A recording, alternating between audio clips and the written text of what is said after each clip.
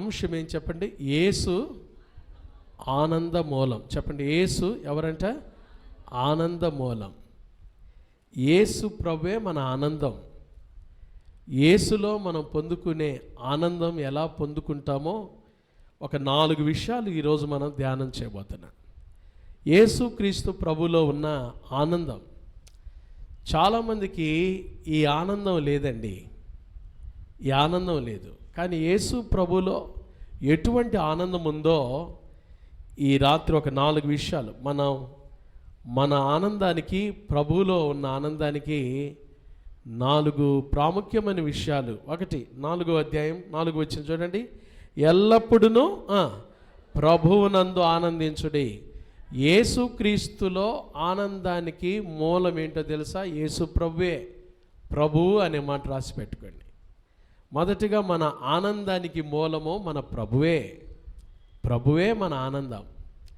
రెండవది 5వ వచనం, మీ సహనము అనే మాట. యేసులో మనం ఆనందించడానికి రెండవది సహనం అనే మాట. కింద ఫుట్ నోట్లు ఏం రాశారో చూడండి. మృదుత్వము, మృదుత్వము, మృదువైన గుణము, మృదుత్వము. మన ఆనందానికి, యేసులో మన ఆనందానికి రెండవ మూలం ఏంటో తెలుసా? మృదువైన గుణం, మృదువైన గుణం, మృదుత్వము. ఆ మాటే రాసి పెట్టుకోండి, మృదుత్వము.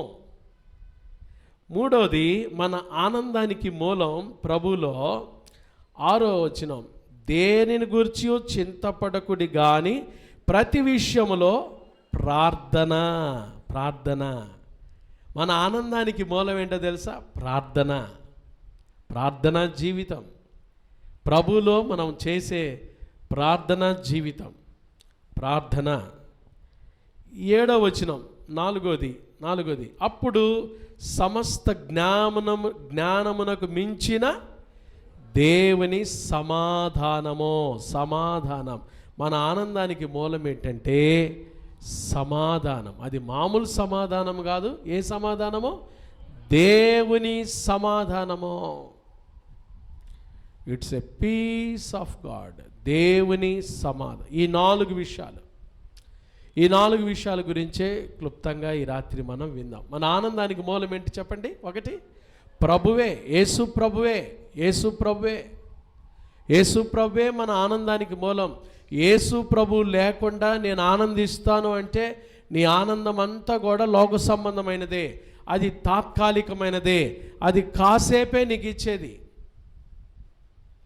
పౌలు తెలుసుకున్నాడు, నా ఆనందం ఎక్కడుందంటే యేసు క్రీస్తులోనే ఉంది, యేసు ప్రభులోనే ఉంది. ఇంకా యేసు ప్రభుని మీ సొంత రక్షకునిగా అంగీకరించకపోతే ఇదే మిక్కిలి అనుకూల సమయం, ఇదే రక్షణ దినం. ప్రభుని మీ సొంత రక్షకునిగా అంగీకరించండి కదండి. చాలామంది యేసు ప్రభు దగ్గరికి వస్తారు కానీ ప్రభుని అంగీకరించకుండానే వెళ్ళిపోతారు. అంగీకరించటం అంటే చాలా కష్టం. యేసు ప్రభుని అంగీకరిస్తే వామ్మో ఏమి నష్టపోతానో, అబద్ధాలు ఆడకూడదు, లోక సంబంధమైన జీవితం జీవించకూడదు. అవన్నీ పోయినప్పుడే నువ్వు ఎంత ఆనందంగా ఉంటావో కదండి. ఇంకా చాలామంది ప్రభు దగ్గరికి వచ్చారు కానీ యేసు ప్రభుని సొంత రక్షకునికి ఏం చేయలేదు? అంగీకరించలేదు. అందుకనే సువార్తలో మనం చూస్తాం, ఒకడు లోకమంతయు సంపాదించుకొని తన ప్రాణం పోగొట్టుకుంటే, చూసారండి, లోకమంతా సంపాదించుకొని తన ప్రాణాన్ని కోల్పోతే వానికి ఏం ప్రయోజనమో అంటే ప్రయోజనం లేదు. ప్రయోజనం కాని దాని కొరకై చాలామంది ఈ రోజుల్లో మరి వెంపర్లాడుతూ ఉన్నారు, తిరుగుతూ ఉన్నారు. ప్రభు పిలుస్తున్నాడు. ఆనందం ఎక్కడుందో తెలుసా? ప్రభులో ఆనందం ఉంది. పాస్టర్ గారు, యేసు ప్రభులో ఉన్న ఆనందం ఎలా ఉంటుంది? చూడండి, ఈ పత్రికలో నుంచే పౌలు ఈ పత్రిక ఎంత చక్కగా రాశాడో కొన్ని విషయాలు మీకు చూపించాలి. ఫిలిప్పీ పత్రిక 2వ అధ్యాయం.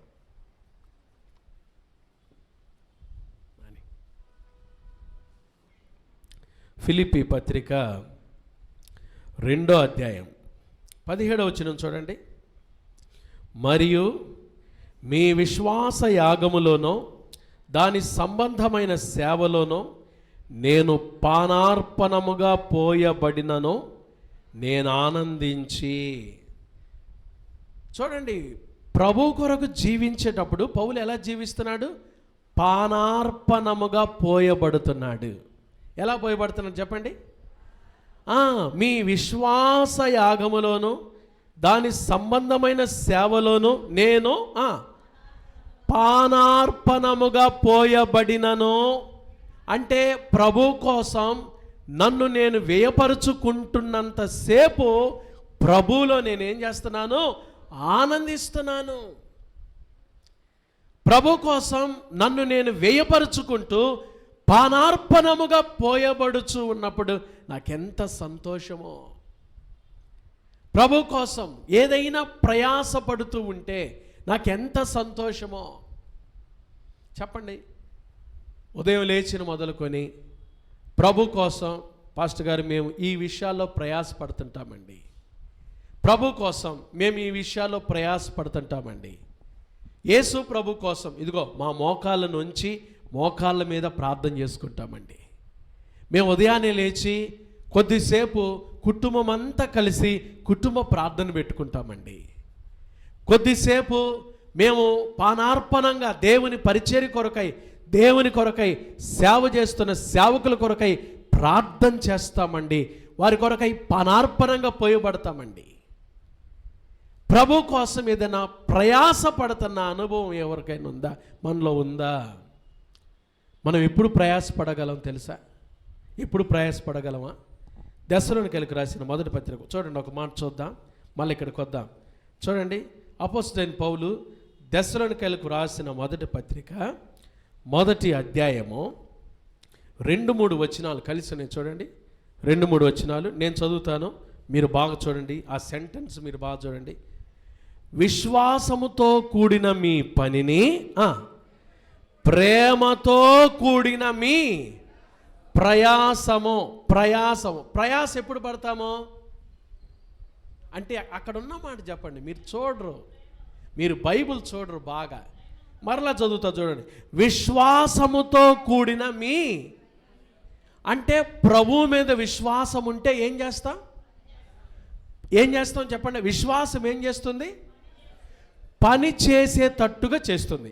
రెండవది, ప్రభువును ప్రేమిస్తే ఏం చేయగలం? చెప్పండి, ప్రేమిస్తే ఏం చేయగలం? నేను బాగా అలసిపోయి వచ్చాను, కానీ అలసిపోయి వస్తే నేను అలసిపోయానుగా, ఉదయం నుంచి నేను అలసిపోవట్లేదా? నువ్వు అలసిపోతే అలసిపోయావు, కానీ నా కోసం మంచి స్ట్రాంగ్ కాఫీ పెట్టవా, స్ట్రాంగ్ టీ పెట్టవా అనగానే నిజమైన భార్య, భర్తను ప్రేమించే భార్య ఏం చేస్తా చెప్పండి? ప్రేమతో ఏం చేస్తా చెప్పండి? ప్రేమతో ఏం చేస్తా చెప్పండి? ప్రయాసపడి. ప్రేమతో ఒక వ్యక్తిని ప్రేమిస్తే ఆ వ్యక్తి కొరకు మనం ఏం చేస్తాం? ప్రయాసపడతాం. ప్రభువును ప్రేమిస్తే ప్రభు కోసం ఏం చేయగలం? ఏం ప్రయాసపడుతున్నామమ్మా? పాస్టర్ గారు, ప్రయాసపడి నేను చర్చికి వస్తానండి. అబ్బా, ఎంత ప్రయాసపడతానో మీకు తెలియదు పాస్టర్ గారు. నేను చర్చికి రావాలంటే ఎంత సమయం ప్రయాసపడతానో. అబ్బో అసలు మామూలుగా చెప్పేది కాదండి ఈ ప్రయాస. చర్చికి రావటానికే ప్రయాస అంటే చూడకూడదు. పౌలు అంటున్నాడు, ప్రభు కోసం పానార్పణంగా పోయబడుటలో నేనేం చేస్తున్నాను? ఆనందిస్తున్నాను. ప్రభు యొక్క రుచి తెలుసుకున్నాడు కాబట్టి, యేసు ప్రభు యొక్క గొప్పతనాన్ని తెలుసుకున్నాడు కాబట్టి. దావీదు అదే అంటాడు కదండి, యెహోవా ఉత్తముడని ఏం చేయండి? మనం రుచి చూడలేదు కాబట్టి ఏమీ చేయటంలా.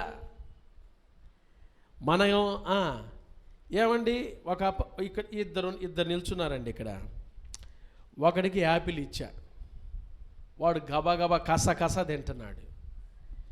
వీడికేమో మామూలు నిల్చోబెట్టా. ఇద్దరిని అడిగా నేను, యాపిల్ ఎట్టా ఉంది అంటే ఎవరు చెప్తారు సమాధానం? కరెక్ట్ సమాధానం ఎవరు చెప్తారు చెప్పండి? అబ్బా మీరు ఇట్టాటి బలి తిన్నోడే ఏం చేస్తాడు చెప్పండి, ఏం చేస్తాడు చెప్పండి? యాపిల్ ఎంత బాగుందో, ఎంత టేస్ట్గా ఉందో. వీడంటాడు నేను తినలేదుగా, నన్ను ఎట్ట అడుగుతావు?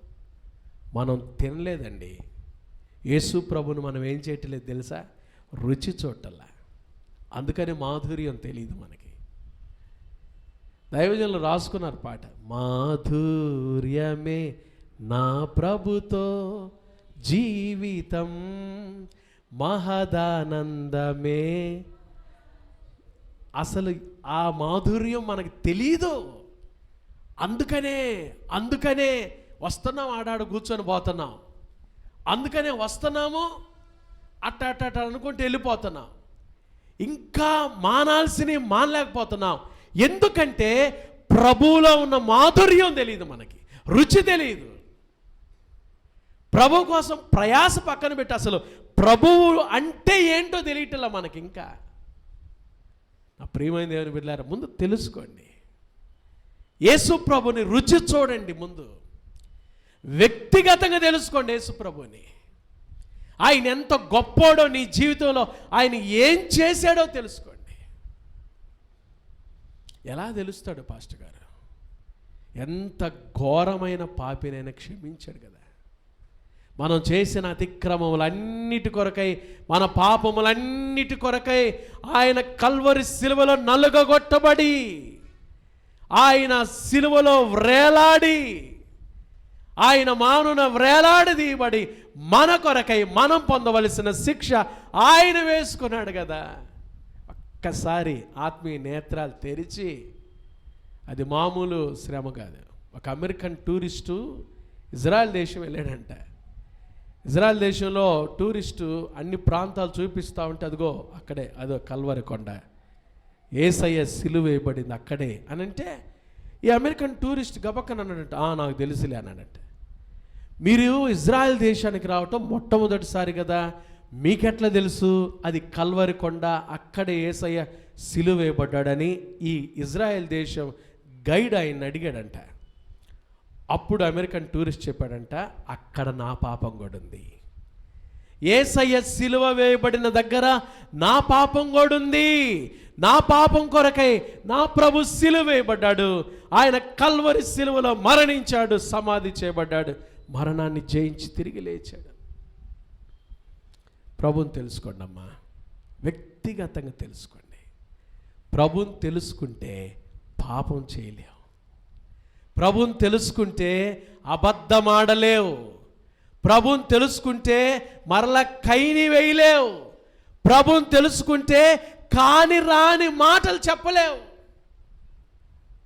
ప్రభుని రుచి చూసే కొద్దీ మాధుర్యమే ప్రభువులో. పౌలు రుచి చూశాడు కాబట్టే పానార్పణంగా ఇంకా చూడండి, ప్రభువులో పౌలు చేసిన పనులు ఇక్కడ ఈ పత్రికలో రాస్తాడు. 4వ అధ్యాయం 1వ వచనం, ఫిలిప్పీ పత్రిక 4వ అధ్యాయం 1వ వచనం. కావున నేను అపేక్షించు నా ప్రియ సహోదరులారా, నా ఆనందము, ఏమన్నాడు? నా ఆనందము. ప్రభువులో ఆనందం ఏంటో తెలుసా? ఒకటి, ప్రభు కోసం పానార్పణంగా పోయబడితే, రెండోది ప్రభు కోసం ఆత్మలు సంపాదించుటలో ఉంది ఆనందం. మన ఆనందం ఏంటో తెలుసా? నీ ద్వారా ఒకరు రక్షించబడినప్పుడు, నీ ద్వారా ఒకరు సంఘంలో చేర్చబడినప్పుడు, నీ ద్వారా ఒకరు ప్రభువుని తెలుసుకున్నప్పుడు, పరలోకంలో ప్రభువు నీకు ఇచ్చే ఆనందం ఏంటో తెలుసా? వాళ్ళు నీకు కిరీటము.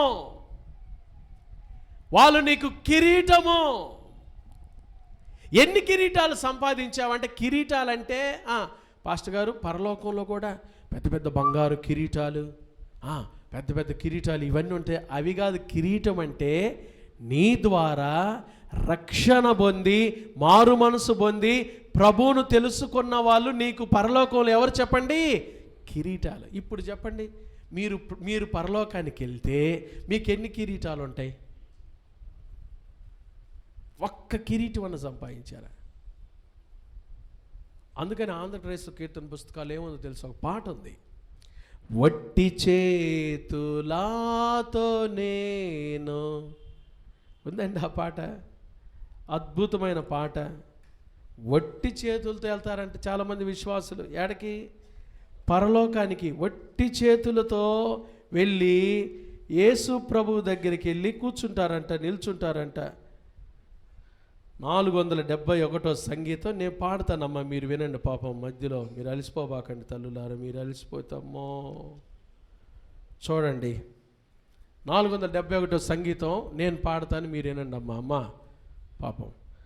ఒడ్డు చేరి నీ ఎదుట నిల్చునప్పుడు రక్షక,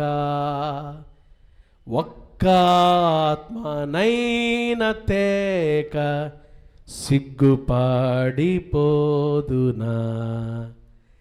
ఒక్క ఆత్మనైన నేను రక్షింపక యేసువా, వట్టి చేతులాతో నిన్ను దర్శించుట తగునా. చాలామంది అంట రేపు యేసు ప్రభు దగ్గర నిలబడ్డప్పుడు, ఇప్పుడు ఆ బాధ తెలియదు మనకి. ఇప్పుడు ఆయన ముందు నిల్చున్నప్పుడు అందరూ ఒక్కొక్క కిరీటాలు పొందుతూ ఉంటే ఒట్టి చేతులతో నిలబడతావు చూసావా, ప్రభు కోసం ఏమీ చేయకుండా. ఆత్మ యందు వాంఛ లేక, నశించిపోయే ఆత్మల పట్ల భారం లేక అలా నిలబడిపోతారు చూసారు చాలామంది విశ్వాసులు. ఎంత సిగ్గుపడిపోతారో. ప్రయాసపడండి, ఒక్కలనైనా ప్రభు దగ్గరికి తీసుకెళ్ళాలి. సంవత్సరానికి ఒక్కలనైనా ప్రభు దగ్గరికి తీసుకెళ్ళాలి. నా కుటుంబంలో నా ఇరుగు పొరుగు వారిని, నశించిపోయే ఆత్మలను నేను ప్రభు దగ్గరికి తీసుకెళ్ళాలి, సంపాదించాలి. ఆత్మల సంపాదన పౌలు అంటున్నాడు, నా ఆనందము. ప్రభు కోసం పానార్పణంగా పోయబడటం నా ఆనందము. ప్రభు కోసం ఆత్మలు సంపాదించటం నాకు ఆనందం. ఉందా మీకు ఆనందం? ఉందా యేసయ్య కొరకు? మిషన్స్లో ఒక 2 మాటలు ఉన్నాయి. బిల్లీ గ్రాహం గారు ఎప్పుడు ఆ మాట చెప్తారు. గో, వెళ్ళు. నువ్వు వెళ్ళగలిగితే వెళ్ళు. నువ్వు వస్తే మంచిది సేవకి. ప్రభు నిన్ను ప్రేరేపిస్తుంటే దేవుని సేవకు సమర్పించుకొని వస్తే మంచిది. వెళ్ళు. వెళ్ళలేవా? వెళ్ళేవారిని పంపించు. సెండ్. సహాయం చేయి. దేవుని సేవ చేస్తున్న వారికి సహాయం చేయి. గుప్పిలు విప్పి వారి పరిచర్యను ప్రోత్సహించు. నీవు వెళ్ళు, వెళ్ళలేకపోతే వెళ్ళే వారిని ప్రోత్సహించు, వారికి సహాయపడు, వారి పరిచర్యలో చేతులు కలుపు కదండి. మనం ఇటు వెళ్ళను లేమో, వెళ్ళే వారి మీద ఎంత బాధో కదండి. ఏమీ చేయకుండా ఈ 4 గోడల మధ్య కూర్చొని ఏడేడే చెప్పుకుంటా, ఏడేడే తిరుగుతా, ఏడేడే ఎంతకాలం అండి మనిషి బ్రతుకు. చూసారా? సుగుణాంటి ఈరోజు దేవుని సన్నిధిలో పిలువబడింది. రేపు మనందరం ఈ లోకం విడిచిపెట్టి పోవలసిందే. ప్రభు దగ్గరికి వెళ్ళిన తర్వాత ఏం చేసావు నా కోసం? ఇదిగో నీ కొరకు నేను ఇంత గాయాలు పాలయ్యాను కదండి. ఆయన గాయాలతోనే పరలోకానికి వెళ్ళాడు. ఆయన గాయాలతోనే. ఎందుకంటే రేపు ఆ గాయాలు నీకు నాకు చూపించాలి ఆయన. ప్రభు అడుగుతాడు, ఏం చెప్తాం? ఇంకా ప్రభు కోసం ఏం చేయకపోతే ప్రభువుని ప్రేమించండి, పురుకొల్పబడండి. ప్రభు కోసం నేను ఏదైనా చేయాలి, నా ప్రభు కోసం నేను ఏదైనా చేయాలి. మన ఆనందానికి మూలం ఏంటో తెలుసా? మన ఆనందానికి హేతు ఏంటో తెలుసా? మన ఆనందానికి కారణం ఏంటో తెలుసా? యేసు ప్రభువే. ఆయన లేకపోతే మనకు అసలు ఈ లోకంలో ఆనందమే లేదు. యేసయ్య మన కొరకు ఈ లోకానికి వచ్చి కల్వరి సిలువలో మరణించి సమాధి చేయబడి మరణాన్ని జయించి తిరిగి లేవకపోతే ఈ లోకంలో మనకు ఆనందం ఉండేదే కాదు. పాపంలోనే నశించిపోయే వాళ్ళమే. దేవునికి స్తోత్రం. యేసయ్య ఇచ్చిన విలువైన రక్షణను బట్టి ఈరోజు ఆనందంగా ఉన్నాం. కాబట్టి మన ఆనందానికి మూలం ఎవరు? మొట్టమొదటిగా ప్రభువు. చెప్పండి, ఎవరు? ప్రభు. 2వ మాట చూద్దాం, 5వ వచనం చూడండి. మీ సహనము అనే మాట ఏముంది అక్కడ? కింద మృదుత్వం. మన ఆనందానికి 2వ మూలము మృదుత్వము. చెప్పండి, ఏంటిది? దేవుని బిడ్డలు మృదువుగా మాట్లాడతారు, కఠినంగా ఉండరండి. దేవుని బిడ్డల్లో ఉండే రెండవ సుగుణము, అసలు మన ఆనందానికి మూలం ఏంటంటే మృదుత్వము. బైబిల్ చెప్తుంది, మృదువైన మాట కోపమును చల్లార్చును. దేవుని బిడ్డల మాటలు ఎట్టుంటాయో తెలుసా? మృదువైన మాటలు. కొంతమంది లేస్తే ఎలాంటి మాటలు తెలుసండి? ఎంత కఠినముగా మాట్లాడతారో, ఎంత కఠినమైన మాటలో, ఎంత కఠినమైన వైఖరో. ప్రభు బిడ్డల మనసు ఎలాంటిదంటే మృదువైన మాట. పేతురు ఈ మాట తెలిసి ఒక్క మాట దీనికి యాడ్ చేశాడండి. దేవుని బిడ్డల దైవ జ్ఞానం గురించి మాట్లాడతాడు పేతురు. చూద్దామా? పేతురు రాసిన మొదటి పత్రిక, యాకోబు రాసిన పత్రిక చూడండి. యాకోబు రాసిన పత్రిక 3వ అధ్యాయము 17వ వచనం. యాకోబు రాసిన పత్రిక 3వ అధ్యాయము 17వ వచనం. అయితే పైనుండి వచ్చు జ్ఞానము మొట్టమొదట పవిత్రమైనది, తరువాత సమాధానకరమైనది, మృదువైనది. చెప్పండి, ఎటువంటిది? మృదువైనది, సులభముగా. దేవుని బిడ్డల యొక్క మనసు ఎలా ఉంటుందో చూడండి. మృదువైనది, సులభముగా ఏమైంది? లోబడునది. మృదువైనది అంటే లోబడే మనసు, లోబడునది, వాక్యమునకు లోబడునది. మృదువైనది, మృదుత్వము అంటే లోబడటము. దేవునికి మనం ఎంత లోబడతామో, మనం ఎంత ఆనందంగా ఉంటామో, వాక్యానికి మనం ఎంత లోబడతామో, మనం ఎంత ఆనందంగా ఉంటామో. మృదుత్వం అంటే అదే. చాలాసార్లు ప్రభు దగ్గరికి వస్తాం, కానీ వాక్యం మనలో పని చేయకుండా ఏం చేస్తామో తెలుసా?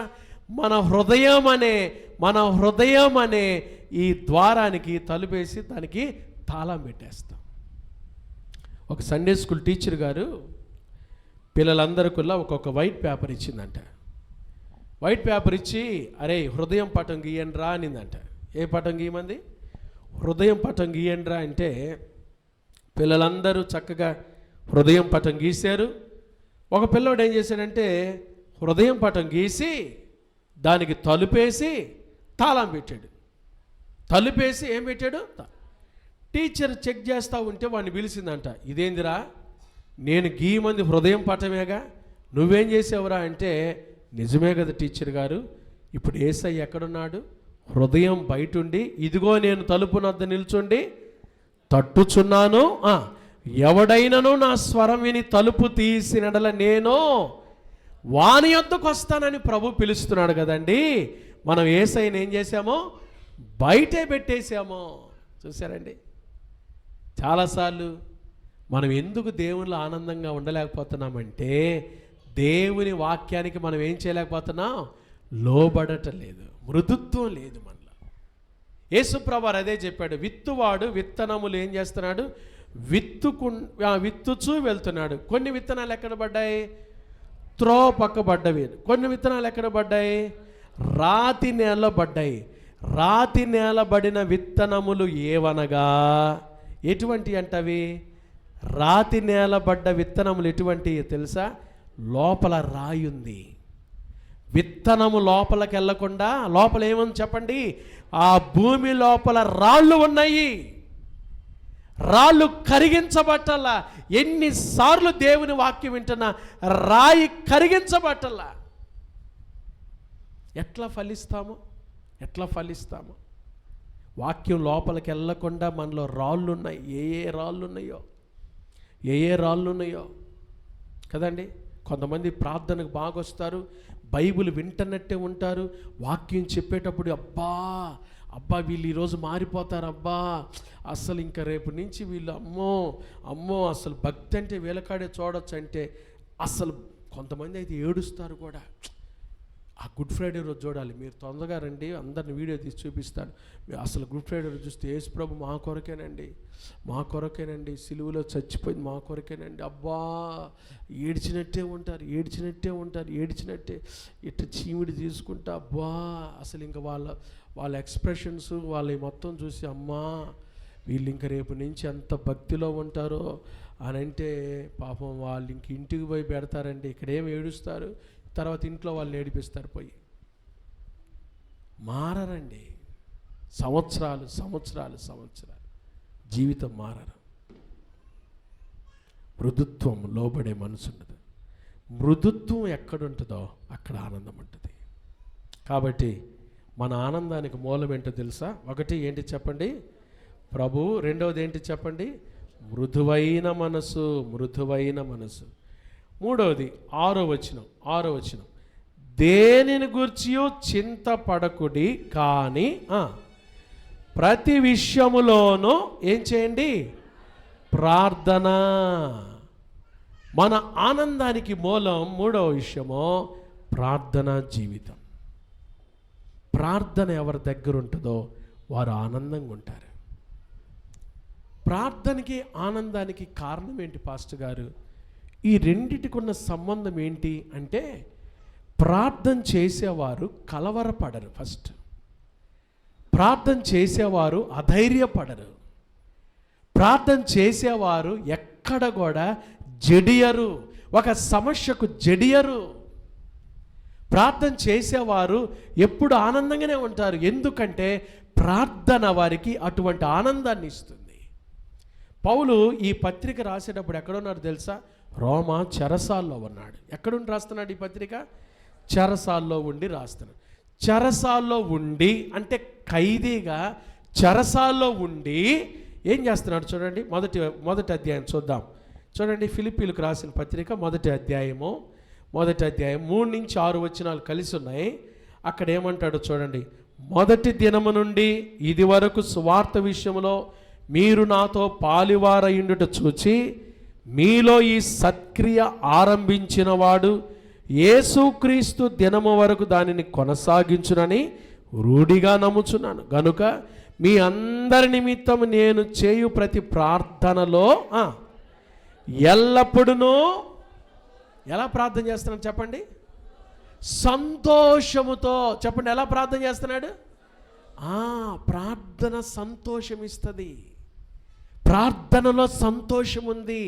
ప్రార్థన చేసేవారు అధైర్యపడరు.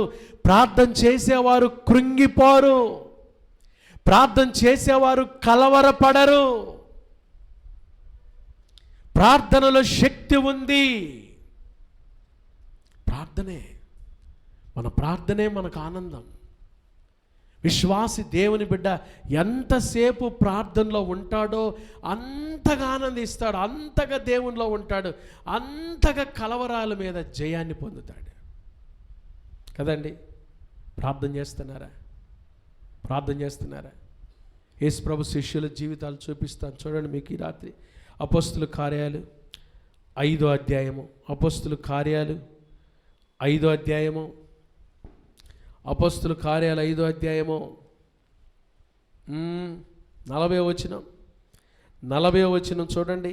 అపోస్తుల కార్యాలు 5వ అధ్యాయం 40వ వచనం. వారు అతని మాటకు సమ్మతించి అపోస్తులను పిలిపించి ఏం చేశారంట? కొట్టించి. ఏం చేశారండి? కొట్టించి. చెప్పండి, ఏం చేశారు? ఓరకు కాదండి, భయంకరంగా కొట్టారు యేసుప్రభు శిష్యుల్ని. పిలిపించి ఏం చేశారు? కొట్టించి. తర్వాత యేసు నామమును బట్టి బోధింపకూడదని ఏం చేశారు? ఆజ్ఞాపించి వారిని ఏం చేశారు? 41వ వచనం. ఆ నామము కొరకు అవమానం పొందుటకు పాత్రులని ఎంచబడినందున వారు ఏం చేశారు? సంతోషించుచు మహాసభ ఎదుట నుండి ఆ నామము కొరకు అవమానం పొందుటకు పాత్రులని ఎంచబడినందున వారు ఏం చేశారు? ఈ రాత్రి వచ్చిన మీ అందరిని కూడా ఒక్కొక్కరికి 4 కొరడా దెబ్బలను కొట్టి పంపిస్తే రేపు మీరు అసలు చర్చికి వస్తారా? ఈ ఛాయలకు వస్తారా?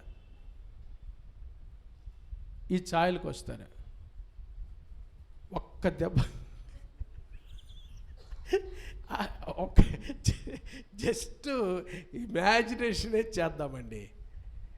వాళ్ళని పిలిపించి కొట్టించి ఏం చేశారు? ఆయన నామము గురించి ఇక మీరు ఏం చేయకూడదు, ప్రకటించకూడదని ఆజ్ఞాపించి ఏం చేశారు? విడుదల చేశారు. విడుదల చేస్తే ఆహాహా ఓహోహో అని ఏం చేస్తున్నారు తెలుసా? పాటలు పాడుకుంటూ వెళ్ళిపోయారు. ఏమండి, చర్చిలో ఒక ఆమె పక్క సీటు మీద, ఈ సీటు పాపం ఆమె వస్తానని దాని కోసం వేసానంటేనే ఒక ఆమె ఒక సంవత్సరం బలకల ఒక ఆమెతో, అబ్బా రిజర్వేషన్ ఉంటుందా చర్చిలో? ఇట్లా కూడా చూస్తారా? తారతమ్యాలు ఉంటాయా? భేదాభిప్రాయాలు ఉంటాయా? అబ్బా మీకేనా చర్చి? మీదా? ఈ చర్చికి మీరా రాళ్ళు ఎత్తింది? మీదా? ఒక సీటు పాపం పక్క ఆమె వచ్చేటప్పుడు చెప్పుకొని ఉండొచ్చు, నువ్వు వెళ్ళి సీటు పెట్టని. సీటు పక్కన ఆవుదమ్మా అని చెబితేనే అంత చేశారండి, చేస్తారు కూడా. ఇక ఒక దెబ్బ కొట్టబోయి కొడితే భలే చర్చిలే చర్చి. ఎట్లా అసలు మనం ఆత్మీయ జీవితంలో ఏ అంతస్తుల్లో నడుస్తున్నామో ఆలోచించాలి. ఇక్కడ ఒక చోట 16 అధ్యాయం చూడండి, అపొస్తలుల కార్యాలు 16 అధ్యాయం, అపొస్తలుల కార్యాలు 16 అధ్యాయం చూడండి. ఏం చేశారు వాళ్ళు? 22వ వచనం నుంచి చదువుదాం. అపొస్తలుల కార్యాలు 16:22. అప్పుడు జనసమూహము వారి మీదికి దొమ్మిగా వచ్చెను, న్యాయాధిపతులను వారి వస్త్రములు లాగివేసి వారిని బెత్తములతో కొట్టవలని ఆజ్ఞాపించిరి. వారు చాలా దెబ్బలు కొట్టి వారిని చెరసాల్లో వేసి భద్రముగా కనిపెట్టవలని చెరసాల నాయకునికి ఆజ్ఞాపించిరి. అతడు అట్టి ఆజ్ఞను పొంది వారిని లోపలి చెరసాల్లోనికి త్రోసి వారి కాళ్ళకు ఏం చేశాడు? బొండ వేసి బిగించాను. అయితే దెబ్బలు కొట్టబడ్డ ఈ శిష్యులు, తన్నిచ్చుకున్న ఈ శిష్యులు మధ్యరాత్రి వేళ ఏం చేస్తూ ఉండాలి? మూలుగుతూ ఉండాలి. ఎందుకు వచ్చిందయ్యా ఇది? పౌలు, నువ్వు ఒక్కడవే దెబ్బలు తినక నన్ను కూడా తెచ్చేవి ఎందుకని అట్లా అనుకుంటా మనమైతే పాస్టర్ గారు నీ సావాసం బట్టి దెబ్బలు దాకా తీసుకొచ్చావు కదయ్యా మమ్మల్ని అని అట్లా మూలుగుతూ ఉండాల్సింది కదండి. కానీ వీళ్ళేం చేశారు? మధ్యరాత్రి వేళ పౌలును శీలయు దేవునికి ప్రార్థించుచు కీర్తనలు పాడుచు ఉండిరి. ఖైదీలు ఏం చేస్తున్నారు? ఖైదీలు విన్నారు, రక్షణ పొందారు. చెరసాల నాయకుడు రక్షణ పొందాడు.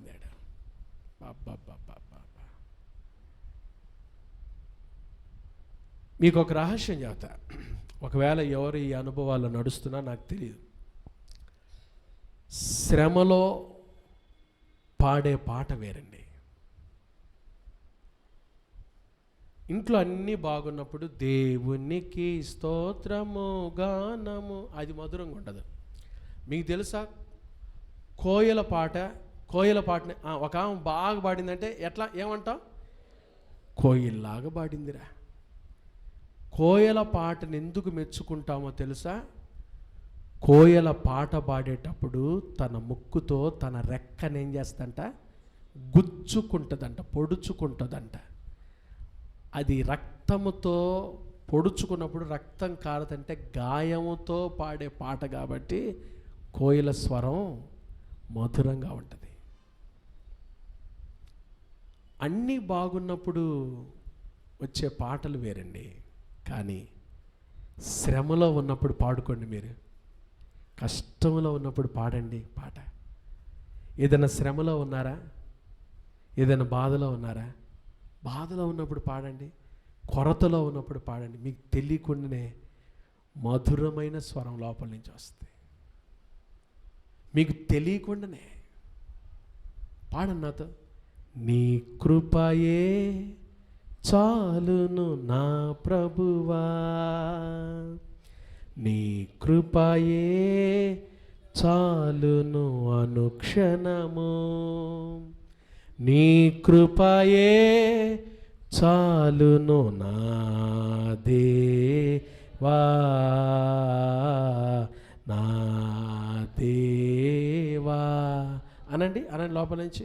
నీ కృపయే చాలును నా ప్రభువా, నీ కృపయే చాలును అనుక్షణము, నీ కృపయే చాలును నా దేవా, నా దేవా.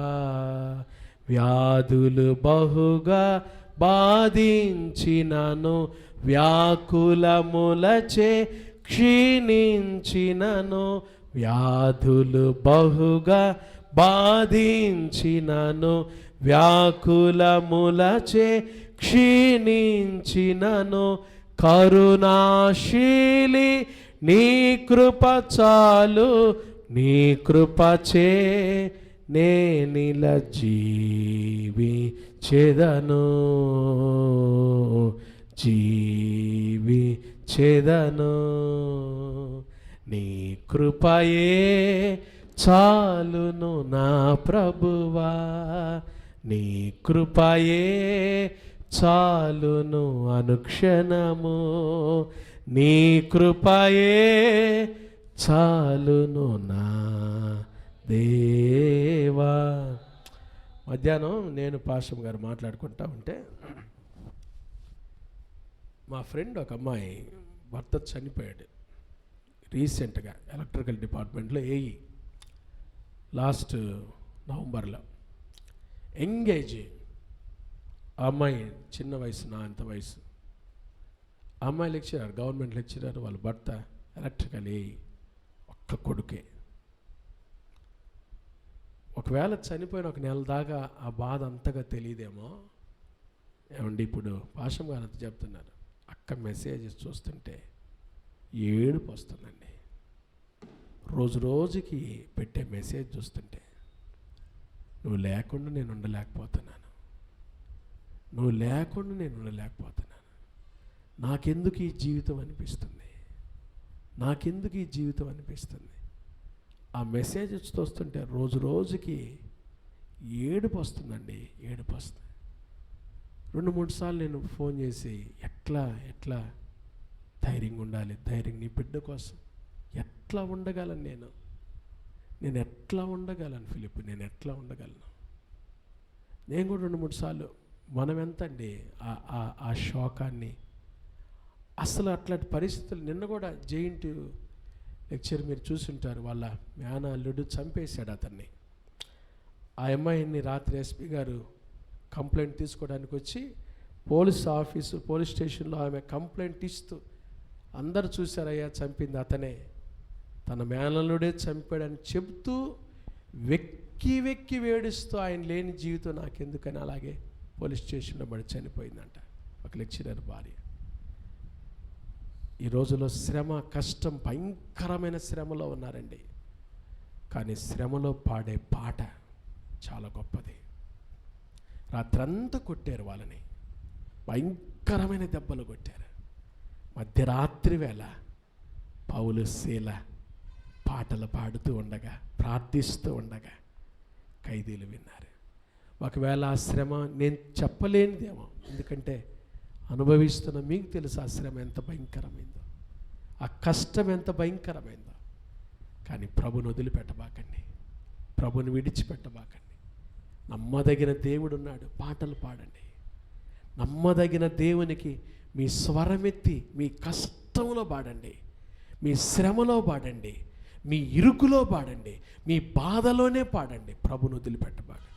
ప్రభువును కానీ వదిలిపెడితే, మీలో నిరీక్షణగా వదిలిపెడితే, ఆ దుఃఖము, ఆ బాధ తట్టుకోలేదండి. మీ దుఃఖము, మీ గాయం ఓదార్చబడాలంటే గట్టిగా ప్రభువును పట్టుకోండి.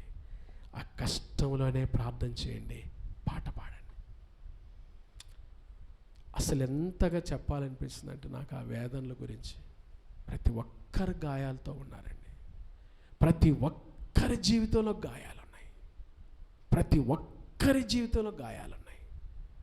ఆ గాయాలు మానిపోయేది ఏంటో తెలుసా? ప్రార్థన, పాట.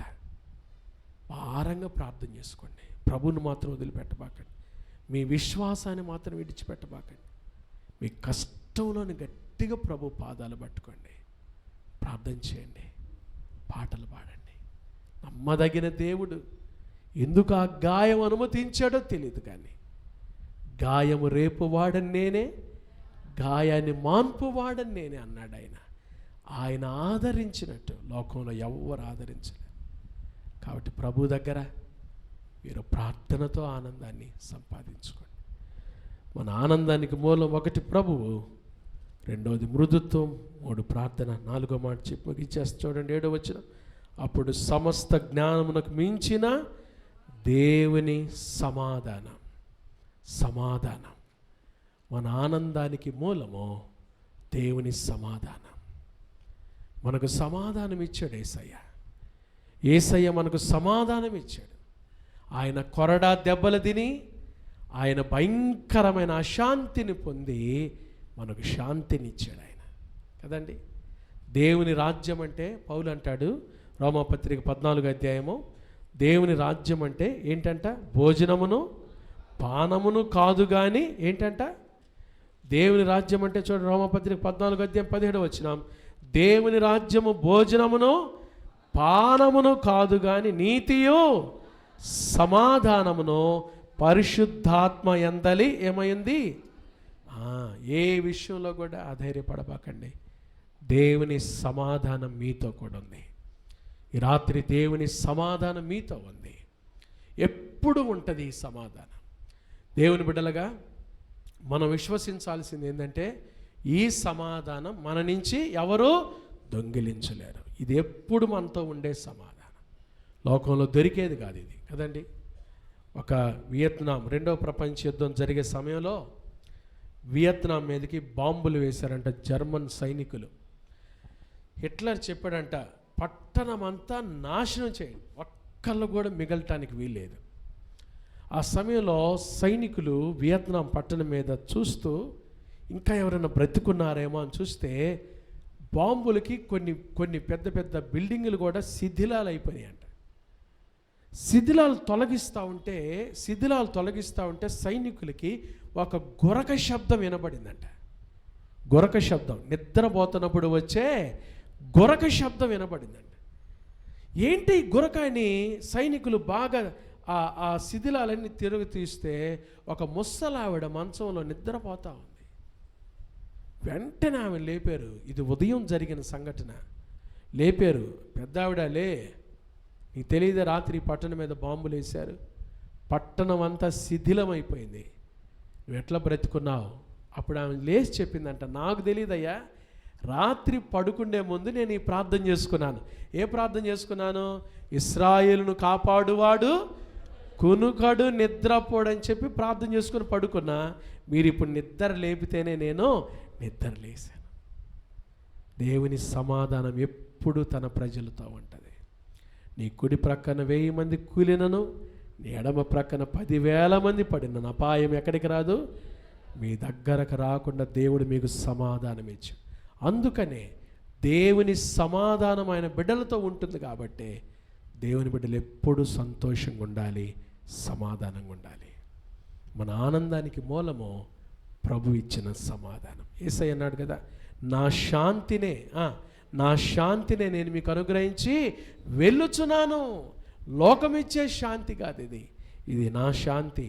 కాబట్టి ప్రభు బిడ్డలంగా ప్రభు కోసం మనం ఎప్పుడైతే నమ్మకంగా జీవిస్తుంటామో ప్రభు సమాధానాన్ని స్వతంత్రించుకుంటాం. ఆ రీతిగా మనం మన ప్రభువును ముందు పెట్టుకొని, మృదుత్వమైన మనసు ముందు పెట్టుకొని, మూడవది ప్రార్థనా జీవితం కలిగి ఉండి దేవుని సమాధానంతో జీవిస్తే ఎప్పుడు ఆనందంగా ఉంటాం, ఇతరులకు ఆనందాన్ని పంచిపెడతాం. ఆనందకరమైన జీవితం జీవించుటకు పరిశుద్ధాత్మ దేవుడు అట్టి కృప ఈ రాత్రి మనందరికీ దయచేయునుగాక. ఆమేన్.